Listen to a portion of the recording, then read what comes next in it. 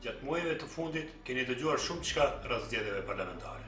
Shqiptarët e Luginës Preshevës gjithmonë gjenden para sfidave. Edhe kjo e 16 marsit është ndër sfidat e radhës.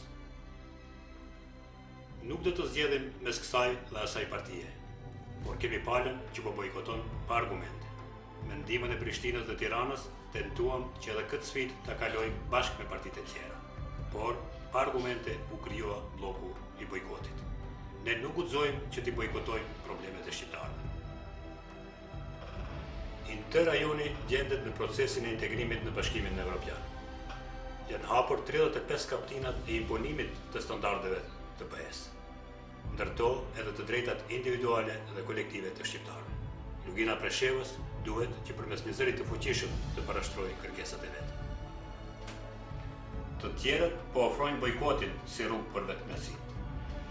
Ne po ofrojmë një rrugë më të vështirë, por jo të pamundur, një politikë më proaktive, për të cilën kemi mbështetjen e Shqipërisë dhe Kosovës, një vizion që kemi për të realizuar me ndihmën e Shteteve të Bashkuara dhe Bashkimit Evropian. Është momenti të mbrojmë të drejtat tona. Është momenti të votojmë numrin 19, Partia për Veprim Demokratik.